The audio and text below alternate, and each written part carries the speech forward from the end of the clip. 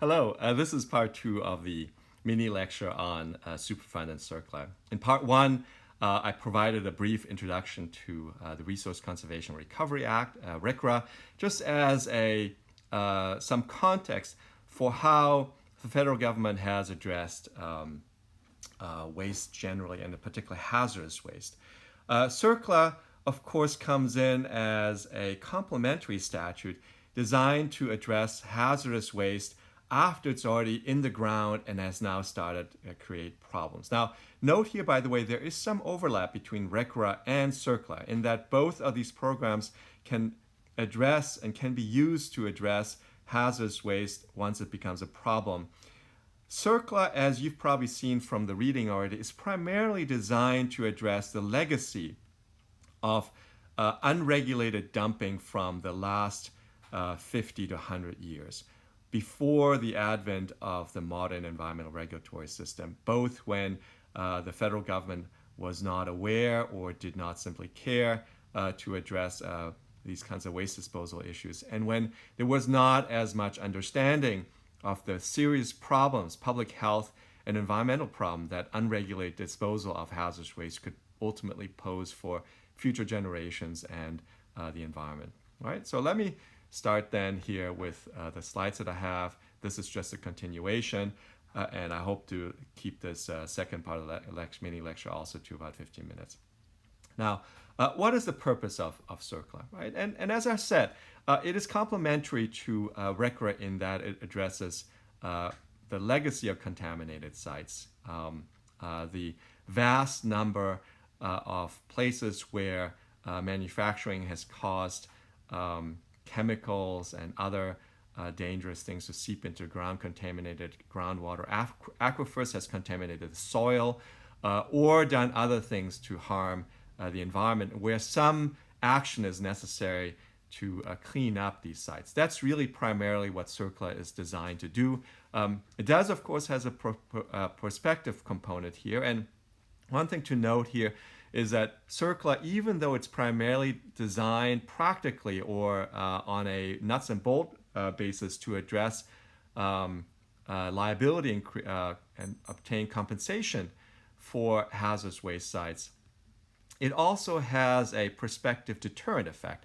And in that way, it operates no differently in respect to its prospective component as traditional tort law would, right? If you recall from your common law tort law 1L class, tort law is not only about fair allocation of harms and damages and who should bear the burden when something bad happens, when somebody gets injured, but it also has a prospective component in shaping interpersonal or social interactions, essentially laying out boundaries of what people can or cannot do without giving rise to liability, without becoming liable for the harm that they're causally responsible for. All right? CERCLA operates the same way, that it creates a deterrent effect. It shapes future behavior by assigning liability for past action. Now, CERCLA in itself, in terms of what it does, is to address contaminated soil, groundwater that may have become contaminated, harm to plants, animals, covers a lot here. Sediments, surf, vapors, addresses vapor intrusion to buildings that may come from hazardous waste, assigns damages to the environment, natural resource damages that is oftentimes referred to, and of course deals with what is oftentimes found in hazardous waste sites, these contained drums that have waste in them. Right? That's what the kind of contamination that CERCLA oftentimes is seen to address. The substances that it addresses, really the whole gamut, very, very inclusive, ranging from heavy metals to organic compounds, PCBs. I won't even try to, I'm not going to bother trying to list all these here. But note here there's a specific exclusion here, and that is a petroleum product. So oil and gas, what it means that CERCLA has largely not, at least early on, was not able to address many of the leaking underground storage tanks that were found at gas stations. And also, of course, if you have a home, we have an underground storage container for home heating fuel, for example, that would not be covered by CERCLA. If you ask why, these are simply political, legislative compromises that were made, and it is what it is. There was a separate program subsequently enacted to address underground storage tanks, but at least in the original scheme here of CERCLA, that was excluded. CERCLA is particularly concerned, of course, and the rationale for being concerned about this hazardous waste is because human health may be impacted. And there are a number of pathways by which hazardous substances can affect human health and the environment, either by contamination of drinking water, groundwater aquifers, whether you are on a municipal water system where for example, for us, San Jose Water or the Santa Clara Water District here manages the water quality, they still have to ensure that what goes into your tap water is safe. And of course, if it's contaminated, that is a concern. Alternatively, in many rural areas, people actually have wells. And I will actually say that I was one of those people. When I used to live in Vermont for many years, my drinking water, my tap water actually came directly from a well that I had on my property. And so if that is contaminated, that is a huge problem and a huge danger, of course, to me and my family. Another issue or another way that humans might be exposed is when contaminated materials are in the ground and you suddenly have movement or disturbance of the ground, right? When there's construction activities, that the heavy metals become aerosols, become dust that can again be breathed in, of course, huge health concerns. Bioaccumulation, this is more indirect when animals or plants take up these hazardous substances. Heavy metals, mercury may bioaccumulates in fish and then in mammals, and then of course if you're a hunter or a fisher, fishing person, you will, when you eat the fish, of course then ingest, and it actually then accumulates in your body, and it's of course a serious health issue. Mercury is a neurotoxin, is a developmental causes a lot of developmental harm in young children and brain development. So you can see how much of a concern this is. And then of course exposure to vapor, when and hazardous substances are in the ground and they go into the cracks into your house and then of course expose you while you are living there or in an office building, right? These are all sort of exposure pathways, why it matters, why we can't just leave hazardous substance in the ground, right? So that's really just the rationale. So if anybody ever asks you why you need these important, these serious cleanups, it's precisely for that. Just leaving there does not mean no harm, no foul. There's definitely a lot of harm and risk that is attached to hazardous substances, even if they're undisturbed in the ground, right? Potential health consequences, as I've mentioned already, actual acute harm when you get sick, birth defects, cancers, of course, and developmental effects for children with regard to neurotoxin, and of course death if you get really poisoned. Now, what CERCLA also does is to be involved and set regulations about how to clean up these hazardous waste sites. The process here, and I just have a listing, we won't get into much detail on this, but I just want you to be aware that this is what actually a lot of lawyers get involved when they have a client with a hazardous waste problem, or when there's a real estate transaction where you have a contaminated property. Our guest lecturer, Kristen Thal-Peters, will probably touch on those issues. But the cleanup process will involve site characterization. What are the issues there? Then initial removal, sort of just taking the soil away that's contaminated. And then cleanup of the stuff that you can't take away. Pumping and treating of groundwater. You literally will take the groundwater out, clean it up and re-inject it or remove it. There are issues of simply making sure that the contamination doesn't move, putting a clay cap on top or somehow creating a barrier.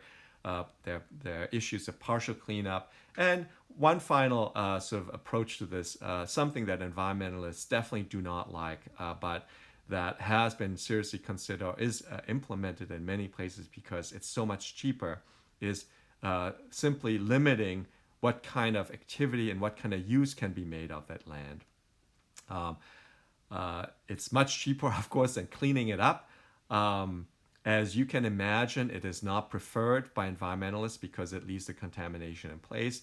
And maybe the most practical issue, and the counter argument to folks who say, well, if it's just there and we don't use it, how can it cause harm as long as it doesn't move? Well, the problem is what happens in 30, 50 years, or even 100 years when that contamination, the hazards are still there, it hasn't broken down, and people have forgotten that there's a reason why people can't use this part of land. And then construction happens. In part, that's exactly what happened in Love Canal. There was hazardous waste there. The residents weren't aware of it, and suddenly you have this event where the contamination comes to the surface, people get sick, people are injured, and people don't know why that is occurring, and you suddenly have this public health disaster. Right? So that is really the rationale for much of CERCLA, why it's so stringent, or why it's a problem, and why we need regulatory intervention. Now, what is the structure of the Act here? I'm going to go to my next slide here. Key features is that strict liability, there's no culpability that is necessary in order to become liable.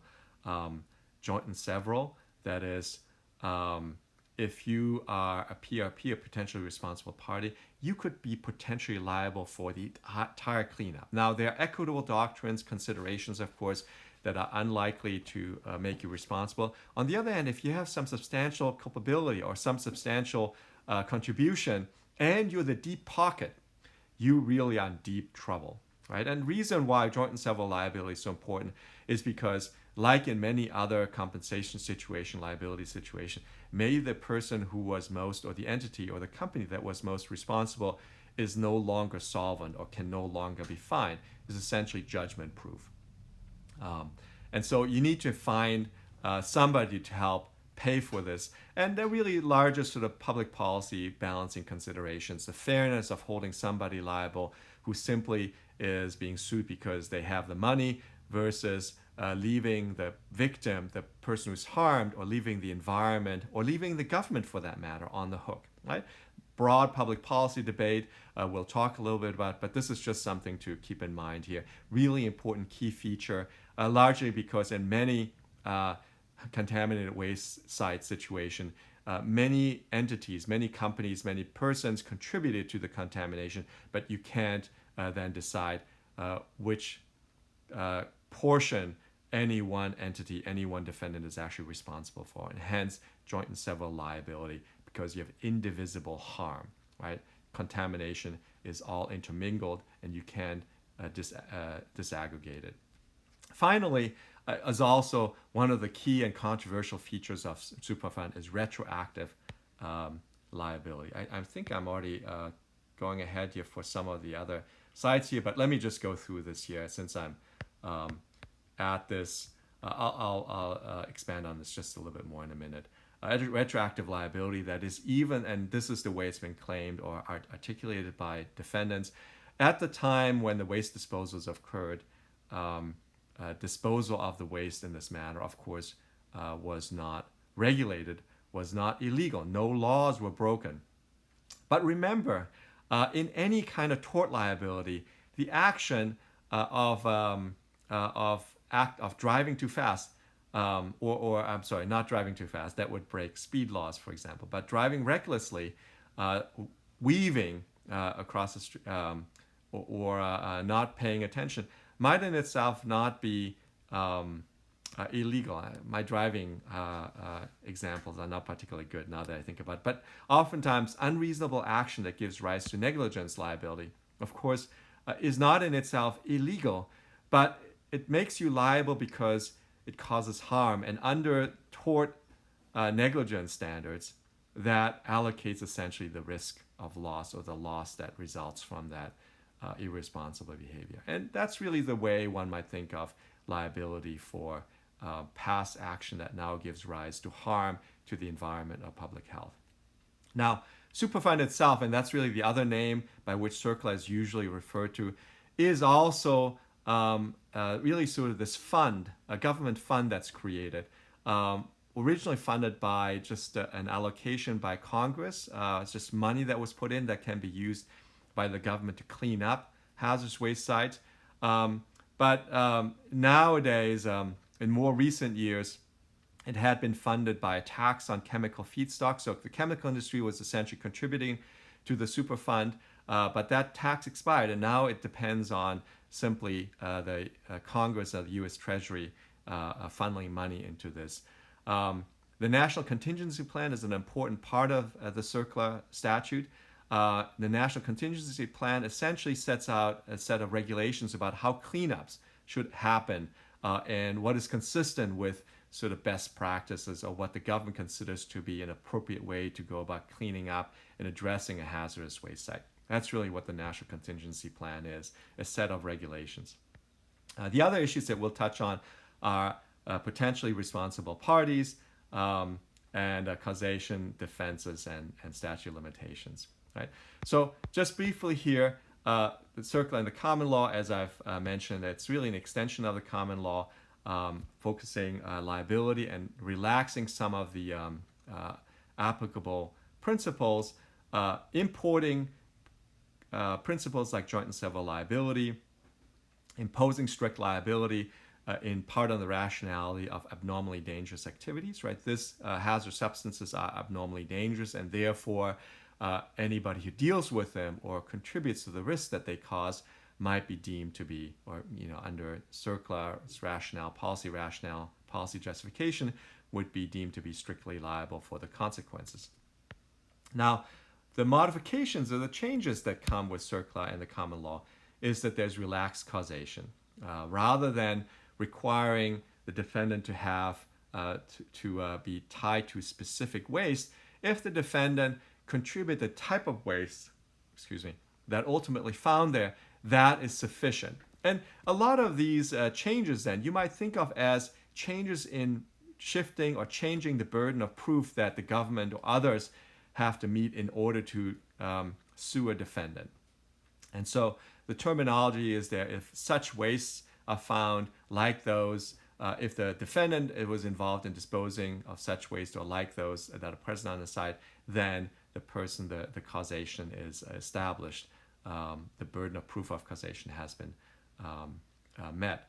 The damages that can be recovered are actual costs of remediation, health studies. That's actually quite different, of course, if you think about traditional tort liability, and natural resource damage to the environment, the value of the trees and all that. Ordinarily not recoverable by, can be recovered but by private landowner. But here, natural resource damages are recoverable only by the sovereign, by the government, sort of in their capacity as a sovereign, the capacity that they, quote unquote, have ownership of the public commons, the natural resources that are within its jurisdictional boundaries.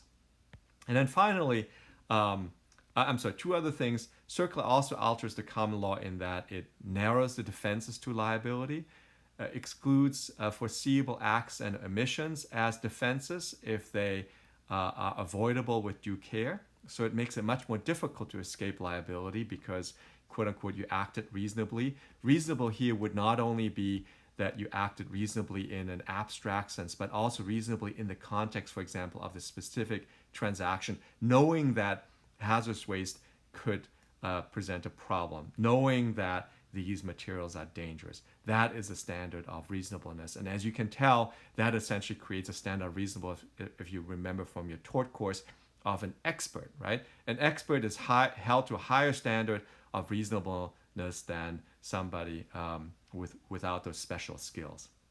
And finally, CERCLA also alters the statute of limitation for personal injury claims. Okay? I'm going to try to speed up just a bit here. The scope of CERCLA here covers response actions, releases of substantial or substantial threat of release of hazardous substance, a pollutant, or contaminant, which may present imminent and substantial danger to the public health or welfare.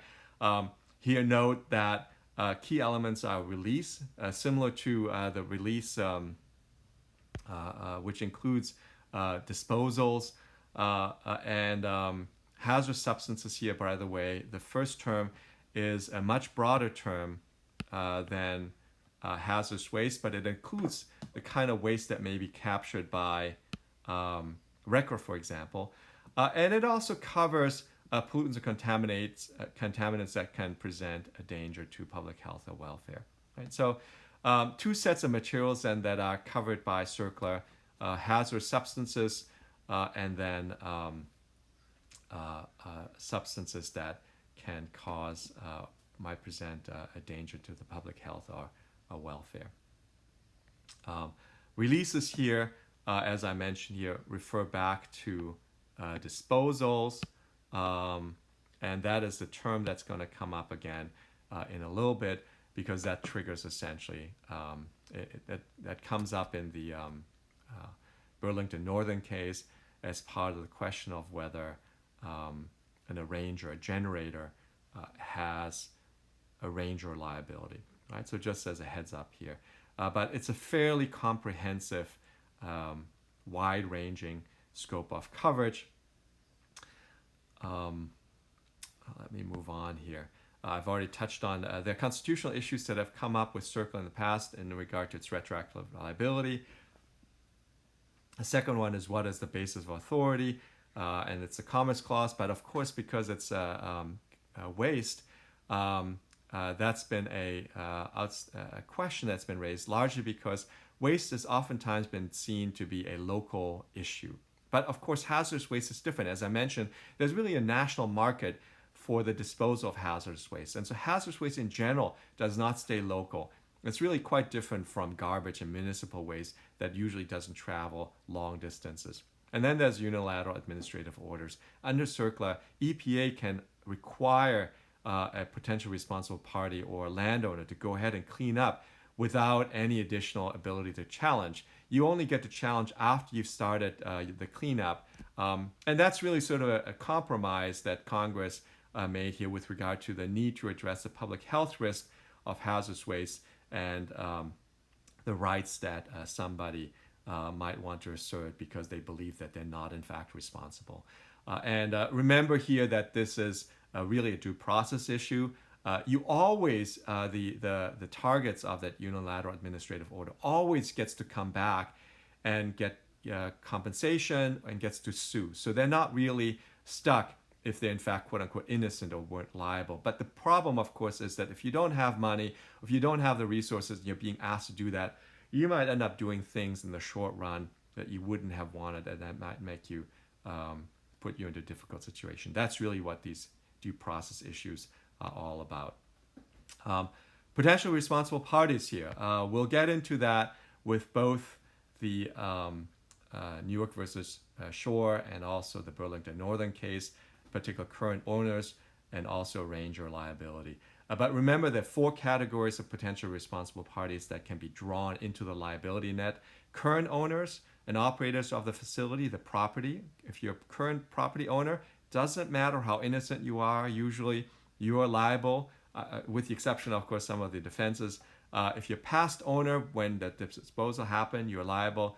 If you're a ranger, and that really covers the generator, the entity that is deemed to have arranged for the disposal, you're liable. And then the transporter. And the transporter comes up usually because in past decades ago, it was usually the transporter who ended up making the decision where to dump the hazardous waste. The arranger would usually just turn it over, and the transporter would then make a decision of whether which particular place to choose. And so that remains sort of embedded within CERCLA.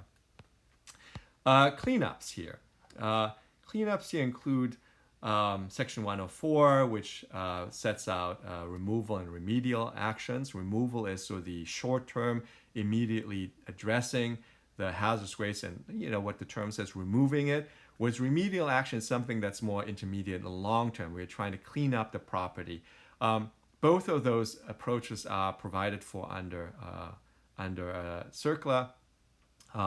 Section 106 gives EPA the authority to force a private party to clean up. This is where the UAO, unilateral administrative orders, come in, as again sort of the reality that EPA cannot do everything, and that sometimes in order to protect the public health, the public interest, you have to be able to make somebody who otherwise asserts they might be innocent do it. But remember, there are safeguards. The particular innocent party can always come back and get reimbursed. But as I said, the underlying problem, of course, is that that might not be for years. You have to spend money to hire lawyers. So it's in some ways not a perfect remedy, but on balance here, this is how Congress decided to protect public health and the environment.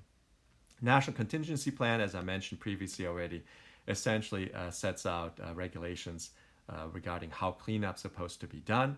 A national priority list. This is a register essentially of the most serious contaminated sites, and you have to be on the national priority list in order for EPA to be involved. It used to be hundreds. EPA has been whittling it down, but it remains important even today. Section 107 allows for cost recovery and liability, right? Sets out the liability standards, but it allows private parties. So if you have a contaminated site and you end up cleaning it up, you may actually be able to go after, just like the government, go after prior generators or transporters to help pay for that, right? That is essentially the contribution action, but 107 then sets out the standards. Even private parties can go after the government, and that's actually not at all uncommon. One of the biggest culprits for CERCLA liability within the federal government is the Department of Defense. A lot of the military bases have uncleaned, or the Department of Defense has a lot of sites, whether it's weapons manufacturing or just military bases where the contaminated lands. Under Section 106, PRPs can be compelled to clean up, but they may then seek reimbursement for cleanup costs under Section 107. Right? I think this is the last slide here that I'll touch on. Apologies for this is be longer than I expected. Defenses. This is probably one of the most important sets of doctrines here, or regulatory and statutory provisions for private practitioners when you're defending your client against a potential CERCLA contribution action. Right? They're the traditional, or I shouldn't say traditional, but they are defenses based on acts of gods, act of war, lender defenses, and the municipal waste exemptions. Some of the things that I mentioned before. These exemptions, the terms, I think, self-explanatory. But one thing to note is that they're fairly narrowly construed. But three more important defenses have been included, actually. One is the innocent landowner. And by the way, these have evolved. Some of these are newer. The first one is the innocent landowner exception here, or defense. That is, the way I phrase it here is that we didn't know it was contaminated prior to purchasing, right? We acquired this land without knowledge of its contamination. Note here, even though this seems like to be a fairly broad defense, it is not. It's very, very narrowly drawn. And the standard really of reasonableness here, of whether you're quote-unquote actually innocent, is that of an expert. Again, I'm just referencing back to torts and what reasonableness means. Remember from your torts course that a reasonable person, when you have special skill, when the defendant has special skills, the reasonableness standard goes up. And the reasonable person in the position of the defendant with those special skills requires the person to use those special skills. Right? And in a land transaction, you would be expected to make, quote unquote, all appropriate inquiries, what a reasonable lawyer or business person or real estate business person would usually, the steps that a reasonable business person involved in real estate transaction would ordinarily take. All appropriate inquiries at the time of acquisition in accordance with generally accepted good commercial and customary standards and practices. You can see here directly references industry practices. And so just because you didn't know, you individually, subjectively didn't know, does not mean that you then become innocent. It's essentially an objective standard that references industry practices. And it also it increases here, the second part here shows you that it increases the standard even more in that the purchaser's specialized knowledge, experience, all of the other indicia that might give a purchaser some suspicion have to be investigated and are considered in whether the quote-unquote subsequent landowner really was innocent and acted reasonably as part of that transaction. Right? The second important defense here is the bona fide prospective purchaser. That is, beforehand, we knew it was contaminated, but we didn't cause the contamination. And that is when the premise here is that disposal occurred prior to purchase, and there has to be some sort of post-acquisition obligation of cooperation. This usually are arrangements that are made beforehand with the regulator. And the final one here is a contiguous property owner, somebody who had nothing to do but where the contamination actually ends up seeping onto their property. Essentially, quote unquote, the contamination is from an adjacent site and we didn't know it was there when we purchased, right? Again, some form of appropriate inquiry, but it just sort of inevitably your property became contaminated. All right, we'll come back and talk about these a little bit more, including in the guest lecture. But this is really sort of a really quick run through, even though it wasn't so quick as I thought. No, my apologies on that. Apologies. The last question here that I want to leave with is this one here that we want to address in our class discussion. And that is the question of whether the system is fair and whether it makes sense, right? Business owners, those who've been on the other end, who've been the targets of these liability suits, of course, have been enormously unhappy because this is huge, involves huge amounts of money, right? Sure is an early case from the early 1980s. The cleanup costs there they were talking about involved somewhere around $1 million. Nowadays, a large Superfund site, some of the largest, cost on the order of $100 to $300 million to clean up.